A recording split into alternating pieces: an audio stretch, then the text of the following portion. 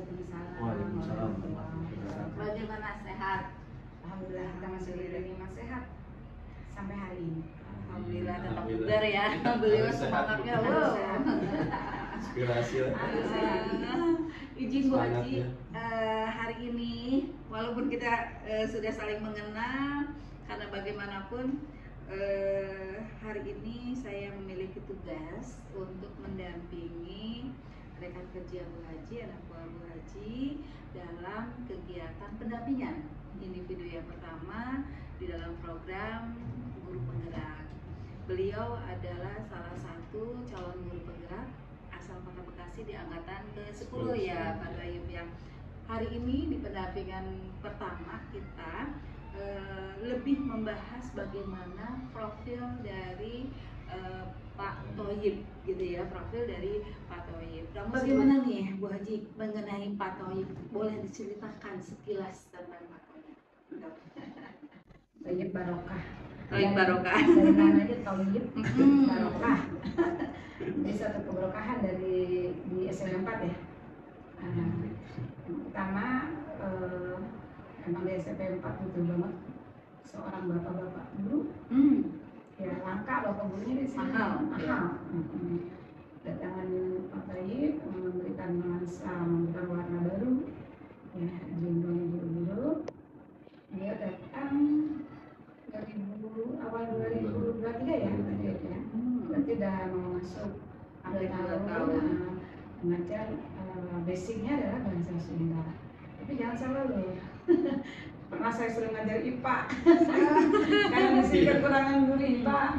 Jadi pernah ngajar IPA.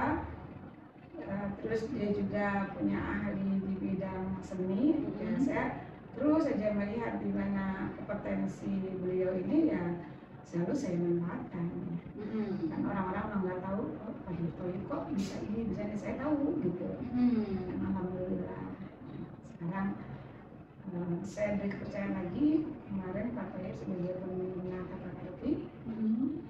Kemudian saya juga memberikan SK sebagai pengurus pendidikan inklusif untuk Pak Thoyib.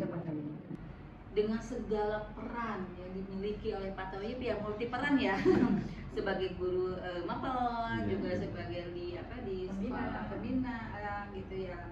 Lalu juga pembina kedisiplinan ini luar biasa nanti perannya ya, memakan waktu yang luar biasa dan juga kesabaran ya, kesabaran yang luar biasa ya Pak Thoyib ya.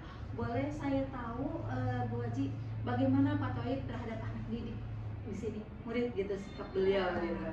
Sepanjang ini sih saya lihat enjoy ya. Pak Thoyib itu hampir tidak pernah marah yang berlebihan gitu. Malah saya lihat malah dia banyak bercanda atau ngobrol dengan anak-anak, karena Pak Thoyib tahu bahwa guru zaman sekarang itu tidak memberi jarak. Nih saya guru ini harus ini, enggak. Jadi Pak Thoyib sebagai guru dia juga menempatkan sebagai orang tua, dia sebagai teman gitu. Sehingga saya lihat anak-anak suka sih sama beliau. Enjoy dengan Pak Thoyib ya. Jadi memahami bagaimana kondisi anak sesuai dengan kodratnya itu ya. Kodrat zamannya mungkin lebih gaul gitu ya, kodrat alamnya di musim gitu ya.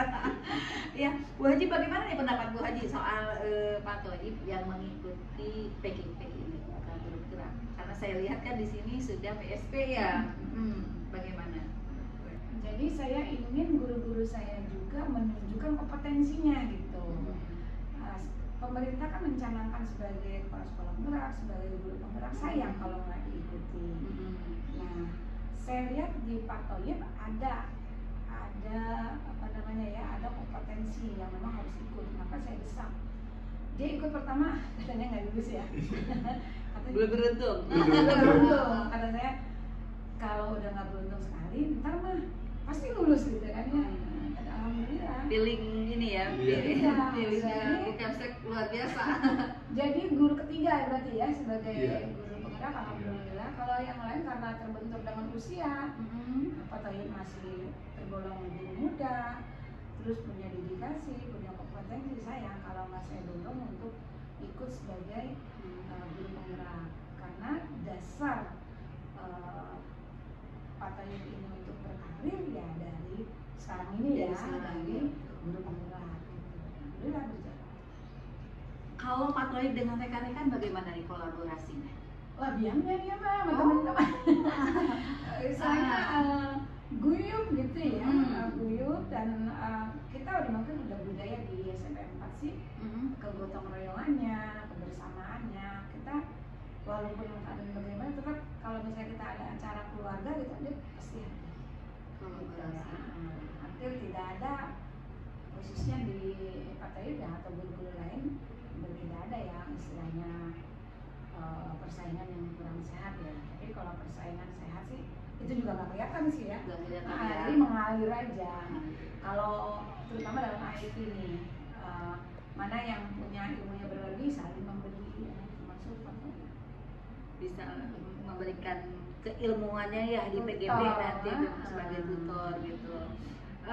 Bu Kepsek, mengenai 1,5 bulan ya kalau nggak salah ya pembelajaran daringnya, Bu Kepsek pernah tidak melihat perubahan yang ada pada diri Pak Toyib mungkin, atau memang ajik seperti ini mungkin ada perkembangan menjadi lebih baik atau menjadi lebih, mohon maaf gitu ya, jadi makin autis gitu ya karena ada daring. Kalau untuk perubahan belum terlihat yang signifikan karena belum lama ya. Tapi kalau untuk perkembangan sudah bisa dirasakan. Lagi-lagi kan kalau di sini memang saya untuk mengamati itu bapak guru lebih mudah karena berapa sih 6 orang apa 7 orang guru laki-lakinya gitu. Oh, mahal. Iya. Jadi udah terlihat sih.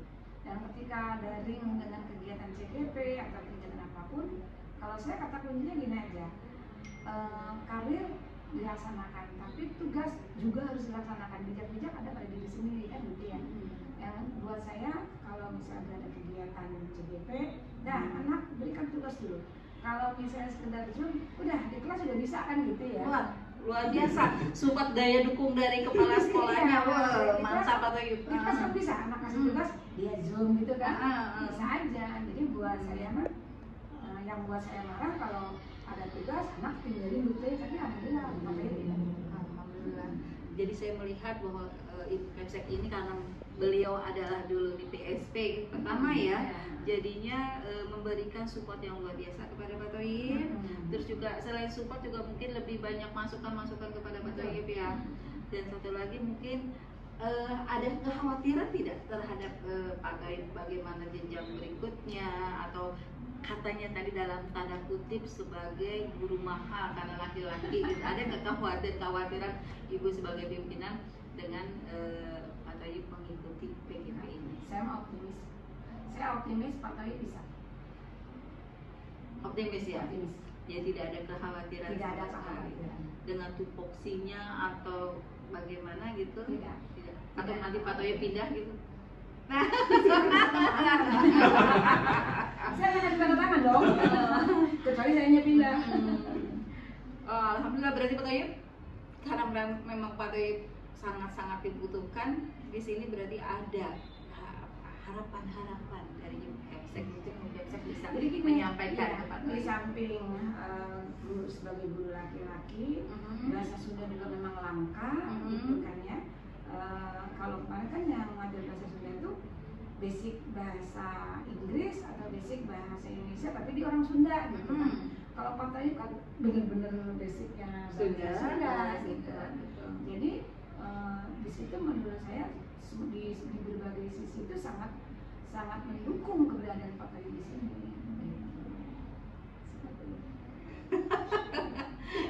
Bahasa yang susah dicari gitu kan, bahasa Sunda itu kan, apalagi dengan linearitas ya. Iya, di sini kan luar biasa bahasa Sunda jalan. Nah, Pak Toyib sangat diandalkan oleh beliau.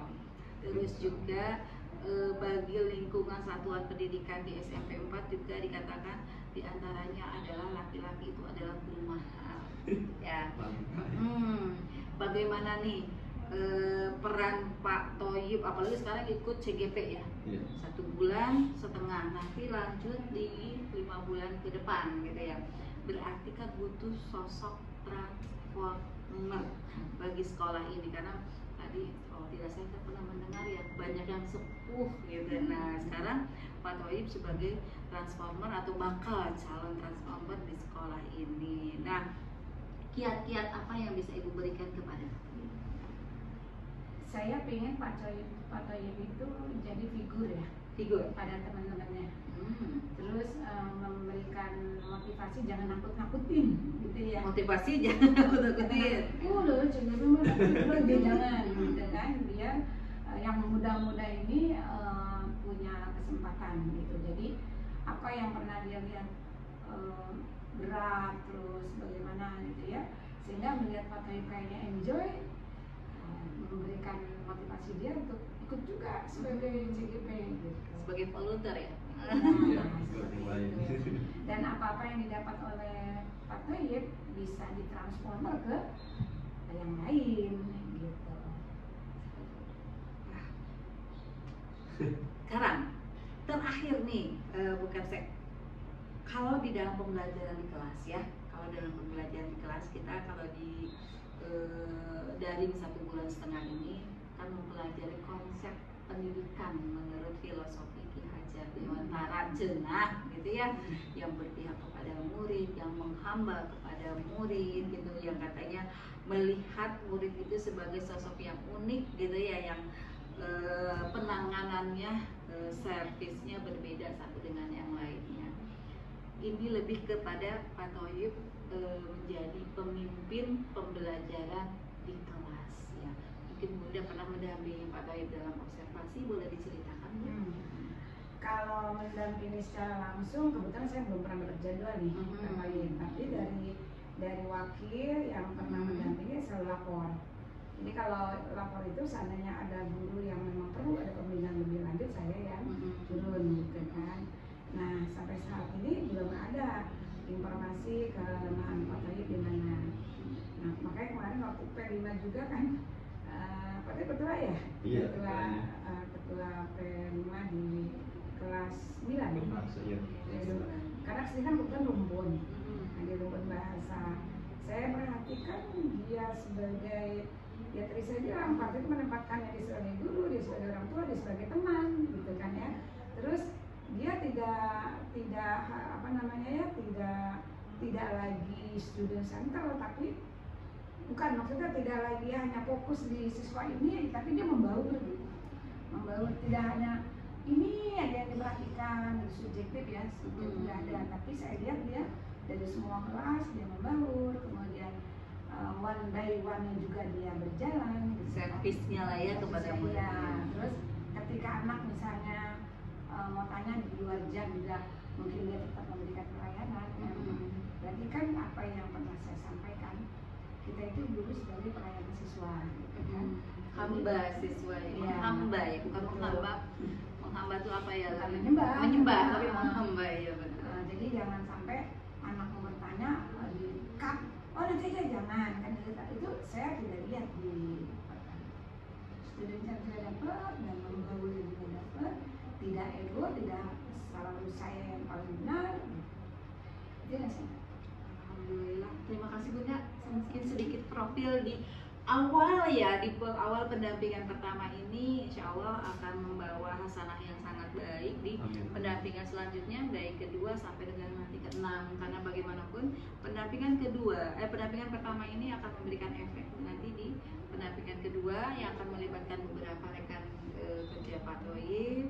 Pendampingan ketiga nanti akan melibatkan siswa, dan selanjutnya mungkin dari profil awal inilah kita akan mulai menanjak ke pendampingan berikutnya. Mohon izin Bunda, nanti ada ruangan yang kami bisa pakai ya, yang bisa kita ngobrol lebih jauh lagi, mengupas tuntas profil mengenai Pak ini suara anak-anak. Betul, iya, di kamar mandi ya tuh. Kamar mandi rame ya. Itu saja Bunda, ya mohon izin. Terima kasih, titik ya. Baik, terima kasih. Amin amin ya rabbal alamin. Ya baik Bunda. Pak Thoyib, bagaimana tadi tanggapan Pak Thoyib mengenai pendapat dari Ibu Kapsek Pak Thoyib Pak Thoib, profil Pak Thoib, dan beliau juga tadi sudah, Masya Allah, sudah memaparkan bagaimana keterlibatan Pak Thoib di sekolah ini menjadi sebuah titik temu baru, karena melihat bahwa di SMP Negeri 4 ini untuk guru laki-laki masih sangat jarang, gitu ya. Iya. Banyak tugas ya Pak Thoib, Iya. banyak ya Pak ya. Ada 6 orang yang di sini ya, yang guru laki-laki. Emang sih dominan mayoritas sih perempuan di sini, lebih banyak. Mayoritas perempuan Iya, ya. dibanding laki-laki. Emang pas kemarin pun di sini ketika saya pindah ke sini, sebenarnya sempat ditahan juga di SMP 1. Di sini juga di SMP 4 betul kayak buat laki-laki. Makanya Bu Haji tadi kita di sini. Alhamdulillah sih dapat pengalaman baru di sini. Pengalaman baru, iya. Pak Thoib, boleh Ibu ini sedikit ya, tanya-tanya sedikit mengenai kegiatan pendampingan dan kegiatan PGP yang dilaksanakan secara daring gitu ya. Iya. Jadi hari ini kita akan melaksanakan pendampingan pertama ya bagi Pak Thoib dalam mengikuti program guru penggerak. Nanti di pendampingan pertama ini selain tentang bagaimana profil Pak Thoib, tindak lanjut dari cerita dari Bu Kepsek ya Pak Thoib ya. Iya. Selanjutnya juga saya ingin tahu bagaimana gitu Pak Thoib pendapatnya mengenai kegiatan-kegiatan daring yang dilaksanakan di dalam PGP ini gitu. Kalau tidak salah kan kita sudah ada 2 materi ya, kalau salah Iya, 2 modul ya. Ada 2 modul Ya, sekarang. modul 1.1 dan modul 1.2 yang insya Allah Pak Thoib mengikutinya secara baik ya. Saya lihat di jurnal daring itu Pak Thoib sangat-sangat aktif baik di dalam diskusi, elaborasi maupun di dalam menyelesaikan tugas-tugasnya selalu on time, luar biasa. Namun Pak Thoib, kira-kira apa ada gitu ya kekhawatiran dari Pak Thoib sebelum mengikuti daring ini? Ya, yang pertama makasih ya atas waktunya. Sudah pagi. Nah, kekhawatiran yang saya rasakan ya mungkin tidak jauh berbeda dengan yang lain ya. Karena mungkin PGP itu pesannya wah berat banget benar-benar. Nah, saya takutkan itu ketika saya menjalani pendidikan guru penggerak ini saya tidak mampu membagi waktu. Itu yang saya takutkan. Tidak itu mampu membagi waktu. Kenapa itu? Baik itu membagi waktu untuk kegiatan PGP, buat sekolah, kemudian untuk izin saya rekam ya. Untuk keluarga juga. Itu kan jadi kita harus benar-benar memanage waktunya ya. Itu kan khawatir kalau misalkan nanti terlalu berat melaksanakan kegiatan sekolah, gak enak juga untuk keluarga. Keluarga juga misalkan ini keluarga di sekolah juga tidak berjalan kan, itu kekhawatiran itu yang saya rasakan ya ke depan. Pokoknya drama Korea lah gitu ya. Takut sih, ya. Itu yang saya takutkan gitu selama mengikuti PGP ini gitu. Kenapa terlalu takut untuk tidak bisa berbagi waktu? Apa tugas Pak Thoib banyak di sekolah ini? Kalau dilihat dari tugas banyak, ya mungkin kalau menurut saya sih cukup juga lah ya. Cuman kan kadang kita rasa ketakutan ini karena sebagai guru ya dituntut harus maksimal ya, antara kita kan udah menerima haknya, kita harus melaksanakan kewajibannya. Ketika saya udah menerima haknya dan kemudian tidak bisa maksimal melaksanakan kewajibannya, itu ada beban moral tersendiri. Saya malu sebagai guru ketika saya tidak bisa melaksanakan kewajiban dengan baik. Makanya itu rasa ketakutan seperti itu yang saya alami gitu, yang saya rasakan gitu. Tapi alhamdulillah sih setelah 1 bulan ini, alhamdulillah dengan seiring waktu berjalan saya bisa mengatur waktu dengan baik dan bisa berkat dorongan motivasi kepala sekolah juga, alhamdulillah sih saya bisa mengikutinya dengan baik itu kegiatan PGP ini. Kegiatan berjalan dengan baik, tugas-tugas dari kepala sekolah dilaksanakan juga dengan baik, gitu ya. Apa yang membuat Pak Thoib bisa berjalan seperti itu? Selain dari motivasi kepala sekolah, adakah dukungan dari teman-teman? Ya tidak bisa dipungkiri ketika kita mengikuti PGP ini, pasti semua rekan itu mengetahuinya bahwa saya itu Pak Thoib lolos PGP, selamat semoga bisa dapat yang terbaik. Alhamdulillah ketika mereka mengetahuinya saya mengikuti pendidikan guru penggerak ini, supportnya begitu banyak ya. Supportnya langsung ya. Motivasi baik dari kepala sekolah, dari rekan sejawat gitu ya. Dukungan tuh banyak, baik itu berupa motivasi, dukungan semua supaya ayo cepat bisa katanya. Makanya itu yang memotivasi saya untuk bisa memanage waktu mana untuk kegiatan sekolah, PGP dan kegiatan di rumah dengan optimal. Nah, kira-kira kalau menurut Pak Thohib, kalau tadi kan kekhawatiran, pasti di antara kekhawatiran dalam 1 bulan kemarin juga Pak Thohib tentunya memiliki harapan-harapan gitu ya. Kira-kira harapan Pak Thohib itu apa ya? Ya, kalau berbicara mengenai harapan setelah mengikuti PGP ini ya, saya mengikuti seleksi ini hampir mau yang ketiga gitu. Ya mungkin harapannya setelah mengikuti PGP ini ada kompetensi yang saya dapatkan ya, saya bisa ada peningkatan dari kompetensi yang saya miliki yang mungkin bisa nanti diaplikasikan dalam kegiatan pembelajaran. Ya selain harapan saya bisa mengikuti PGP dengan baik ya, dengan selama 6 bulan dengan berjalan lancar ya, harapannya ketika saya mendapatkan ilmu dari PGP ini bisa ditularkan ke teman yang lain dan bisa diaplikasikan dalam kegiatan pembelajaran ya, semoga ya bisa jadi ya sejalan dengan filosofi pendidikan ya, jadi perubahan dalam pendidikan kan. Itu mindset yang disampaikan pola pikir yang disampaikan oleh Pak Kiai Dewantara ini benar-benar dibutuhkan perubahan gitu ya. Karena memang merubah pola pikir, merubah budaya itu sangat sulit budaya sekolah. Harus tahap demi tahap ya, tidak bisa ini. Pak Thohib, kira-kira harapan yang sudah terwujud dalam 1 bulan ini?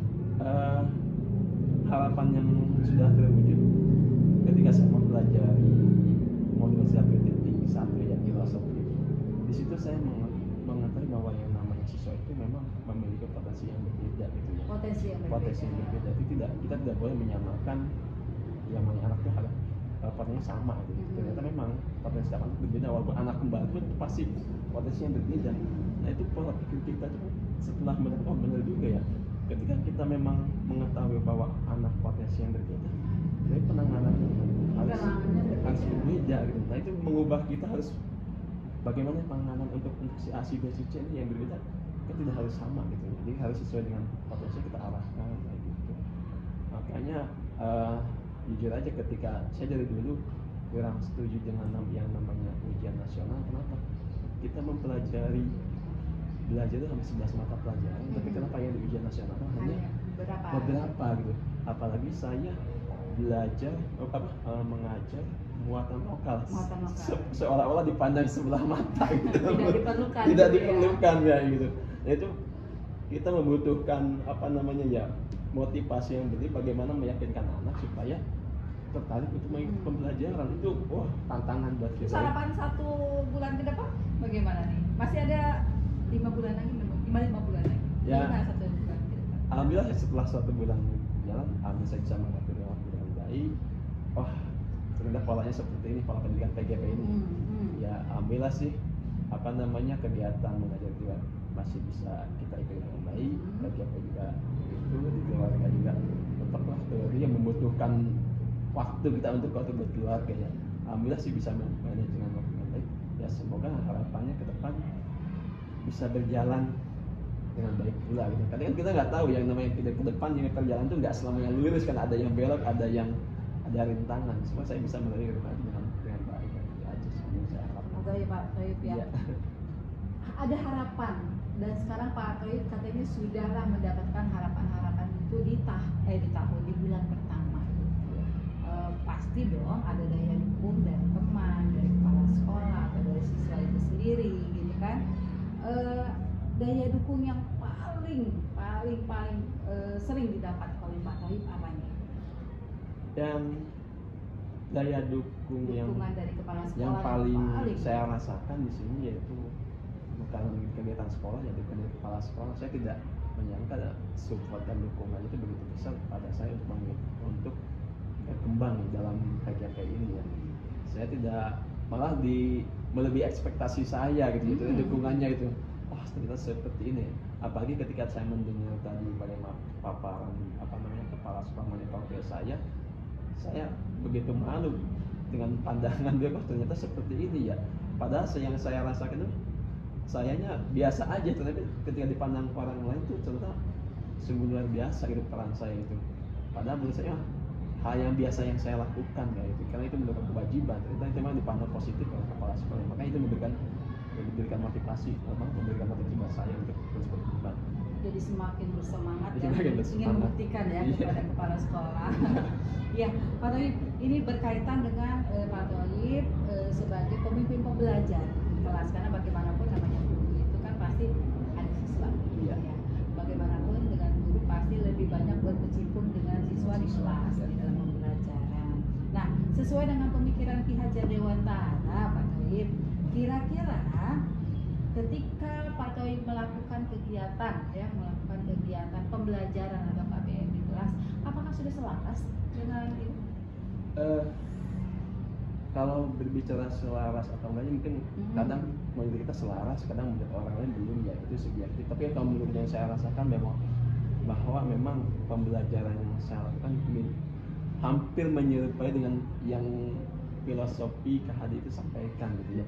Salah satunya tadi seperti potensi anak yang berbeda-beda gitu ya.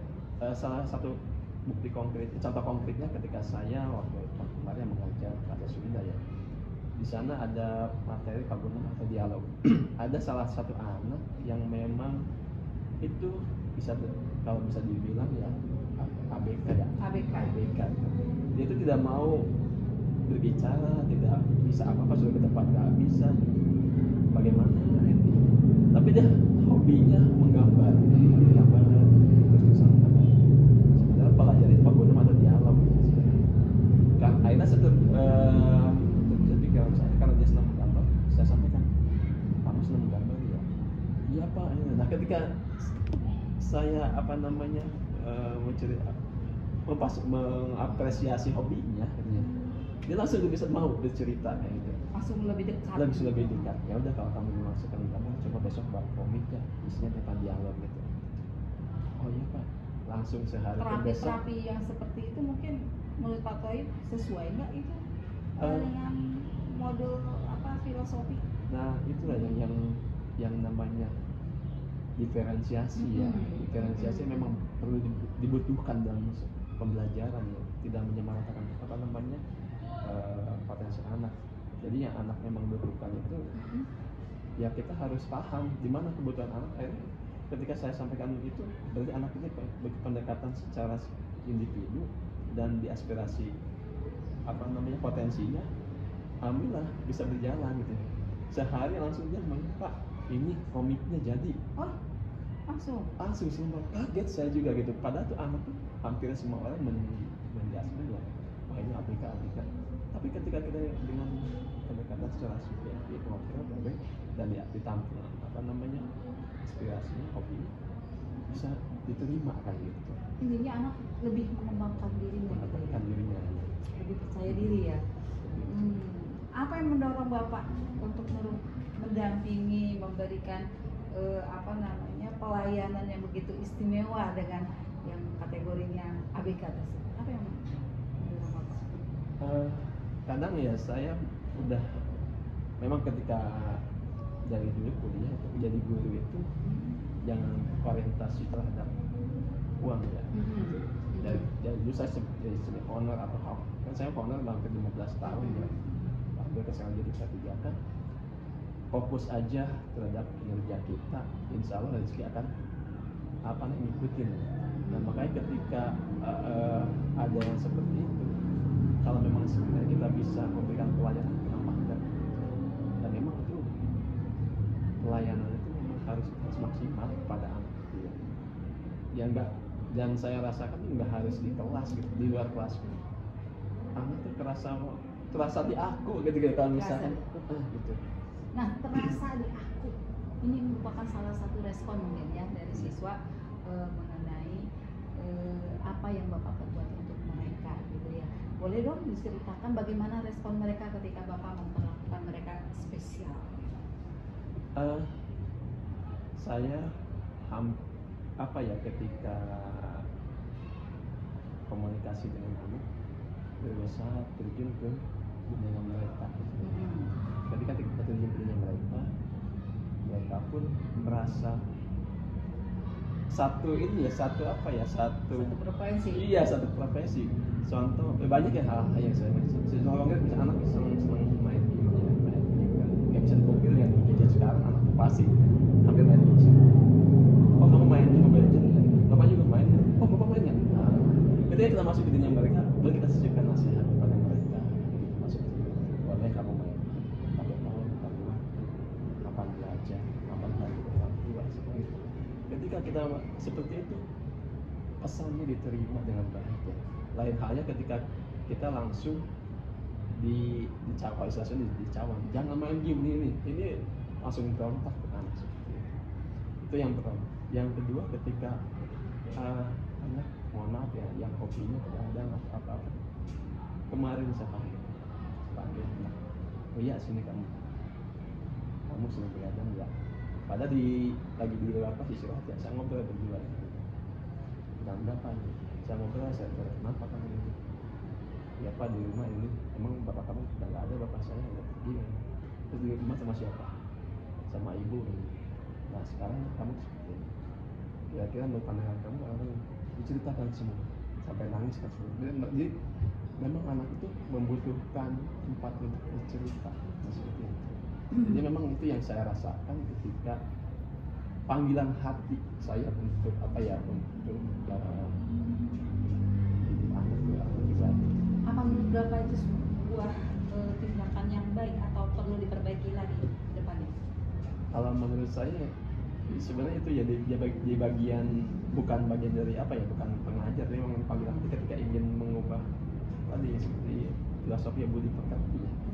Kadang kan jadi seorang guru nggak harus di kelas, di luar kelas pun yang kalau kita ada kesempatan kenapa pekerti pun harus, kalau menurut saya yang bersatu di antara sebagai guru pekerti itu penting, tapi budi pekerti lebih penting ya. Nah, kalau tadi terjadi perubahan, banyaknya respon positif dari siswa juga makin mengembang potensinya gitu ya, dengan segala yang apa yang dia miliki, bakat dan minatnya gitu. Perubahan dari siswa itu, apakah Bapak sudah membuat sebuah catatan penting gitu yang bisa Bapak ceritakan gitu, nanti bisa untuk diseminasi lah gitu. Nah itu kelemahan saya dan yang lainnya ya, dokumentasi kegiatan hal seperti itu ya. Kenapa sulit? Ya bukan sulit ya, memang itu yang sangat apa ya, harusnya dijadikan bahan untuk diseminasi ya.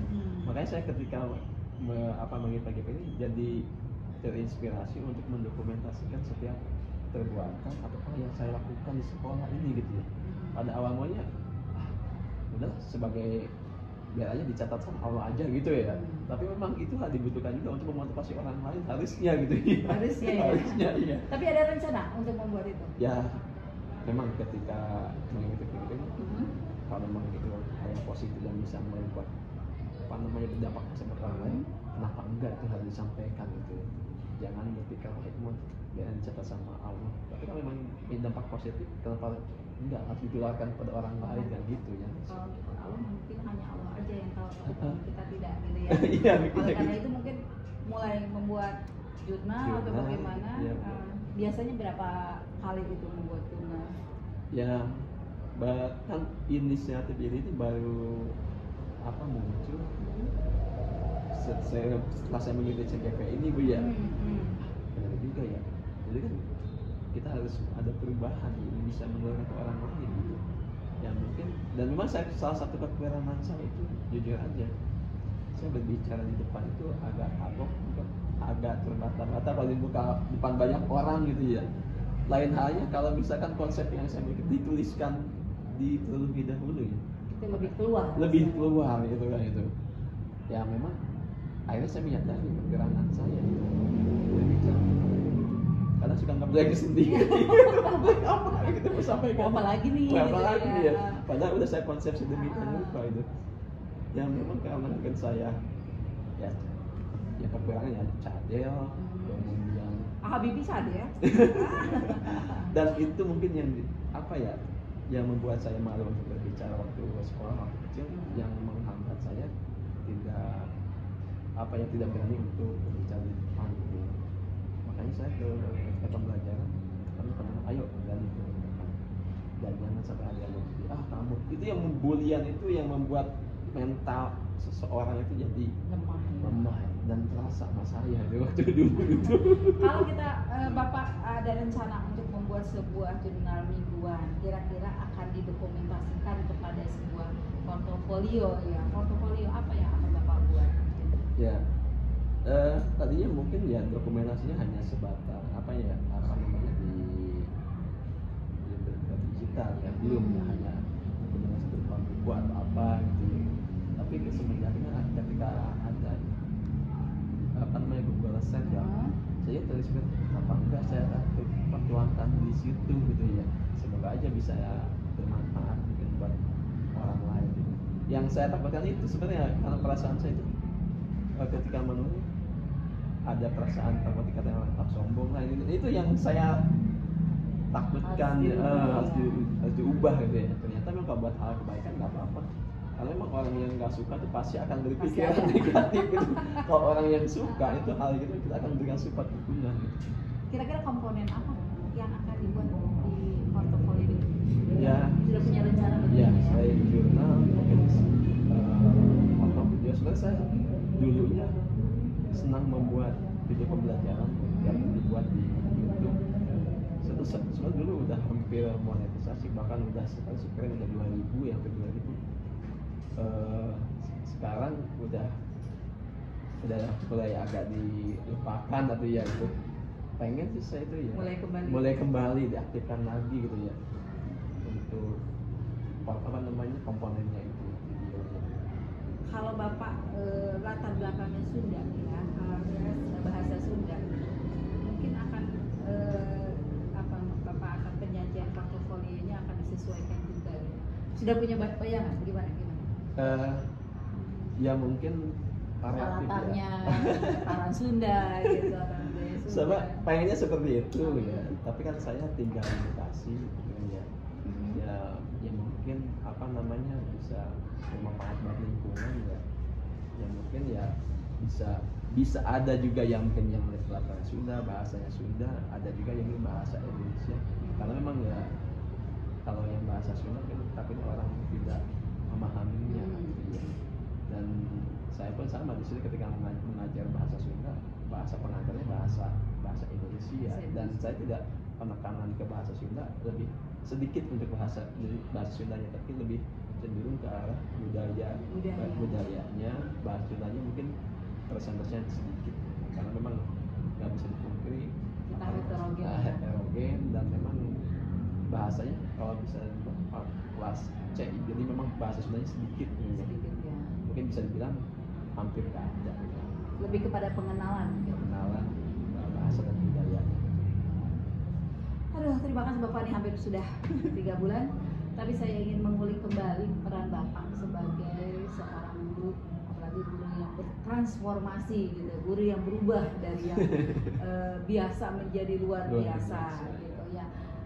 Boleh Bapak ceritakan kembali bagaimana Bapak sebagai pemimpin pembelajaran di kelas dan pemimpin pembelajaran di satuan pendidikan Bapak? Karena tadi saya mendengar dari Ibu Kemsek Bapak itu diberikan tugas yang luar biasa. Boleh diceritakan Bapak? Ya, mengenai pembelajaran di kelas ya, alhamdulillah sih saya senang dengan inovasi media pembelajaran ya.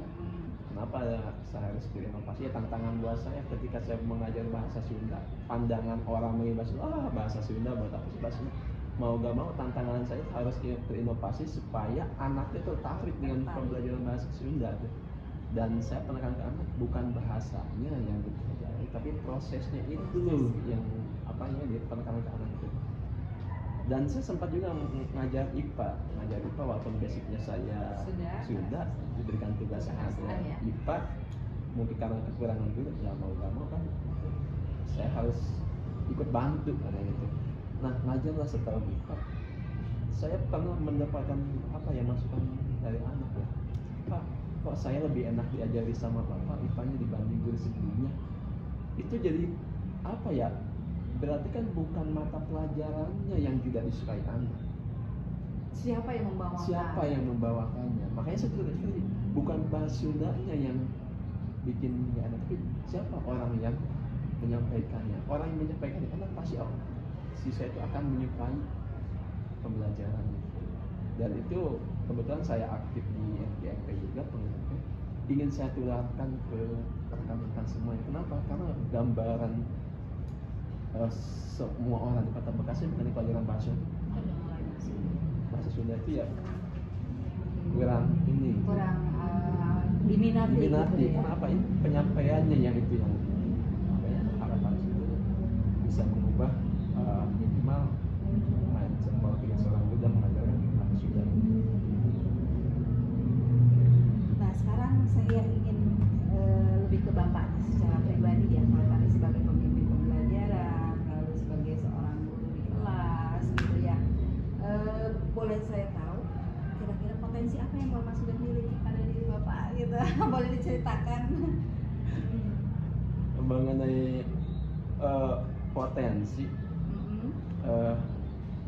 emang itu saya kasih soal apa sih potensi saya gitu ya.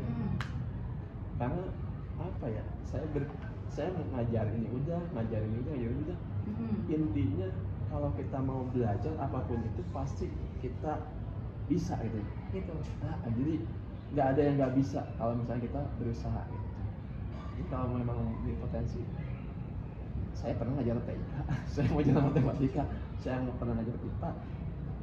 Jadi kesannya kita punya potensi, yang penting kita mau ada usaha untuk mempelajarinya.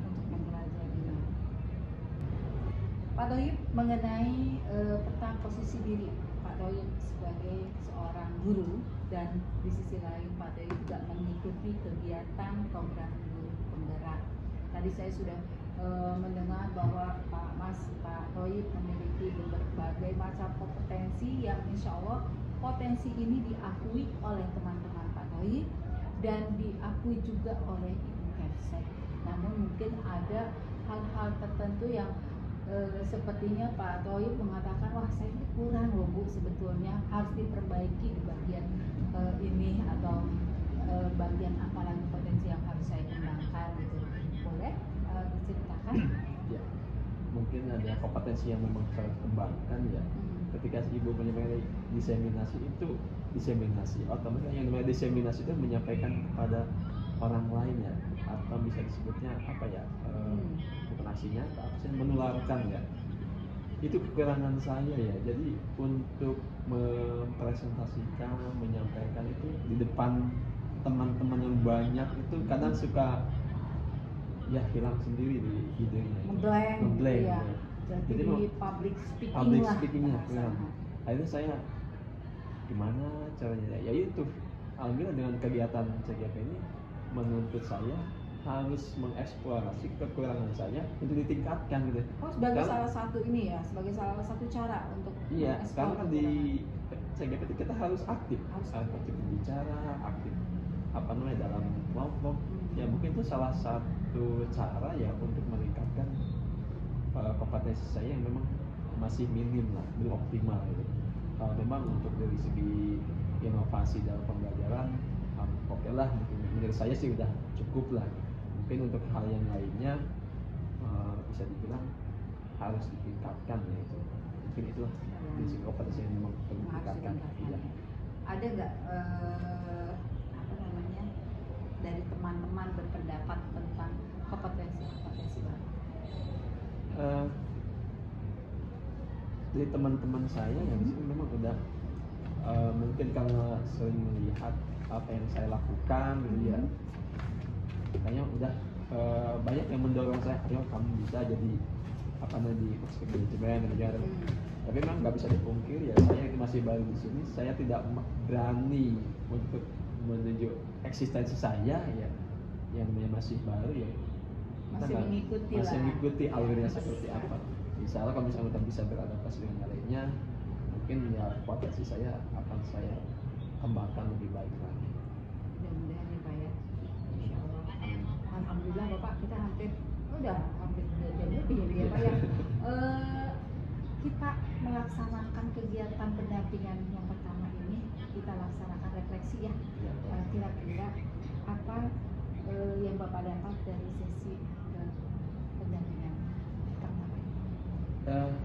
Yang saya dapatkan dari sesi ini yaitu kadang hal-hal seperti ini tidak bisa disampaikan ke orang lain, dari kayak tadi kompetensi, kelebihan, kekurangan tadi. Ya, dengan adanya pendampingan ini kita harus mengeksplorasi baik kekurangan kita, kelebihan kita itu disampaikan, itu lebih terbuka itu dengan ada pendampingan ini, baik itu keluhan di sekolah atau di ya kita bisa menyampaikannya secara langsung, sehingga terpikirkan ya langkah selanjutnya apa ya gitu ya. Karena memang kalau misalnya berbicara seperti ini di ruang guru secara ini ya mungkin jadi bahan candaan atau gitu. Tapi kalau misalnya di formal seperti ini ya kita bisa harus mengeksplor di mana kekurangan kita, di mana kelebihan kita, bagaimana langkah selanjutnya untuk meningkatkan kekurangan kita. Insya Allah kalau misalnya kita lebih banyak bertemu gitu ya, bisa saling sharing, jangan Bapak mendapatkan hal-hal yang baik dari pendamping, saya pun mendapatkan hal yang baik luar biasa ini. Apalagi tadi inspirasi dapat inspirasi dari kepala sekolah Bapak yang luar biasa, sangat-sangat memberikan kesempatan kepada anak buahnya untuk mengembangkan potensi. Dan yang terakhir, untuk pendampingan selanjutnya Bapak ini seperti apa? Pendampingannya mungkin salah satu boleh lah, mungkin bisa seperti ini ya, untuk mengeksplor lagi kemampuan yang sudah dapatkan dari bulan-bulan yang sudah dapat dalam modul 1 dan 3 ya, yang mungkin lebih mengeksplor lagi ya, baik itu ke potensi yang saya miliki ya, gimana caranya ya. Biar mungkin digabungkan dengan modul itu kali ya. Ya, modul yang mungkin yang sudah dipelajari mungkin bisa sebagai sarana saya untuk menyampaikan tadi pembelajaran diseminasi gitu. Pembelajaran diseminasi. Gitu. Baik Bapak, terima kasih. Alhamdulillah ya, kita akhirnya selesai juga. Insya Allah next kedepannya akan lebih banyak lagi kita ngobrol.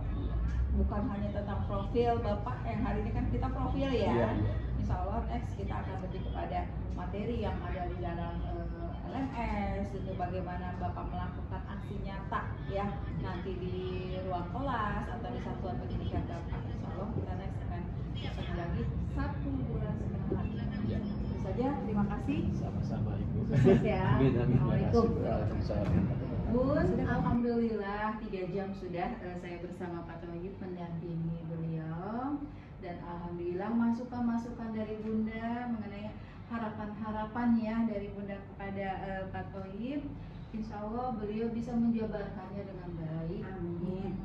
Dan beliau pun di dalam wawancara tadi, dalam pendampingan, menemukan inovasi-inovasi baru yang beliau ingin kembangkan di SMP Negeri 4. Ya, dikembangkan, diterapkan di SMP Negeri 4 ini.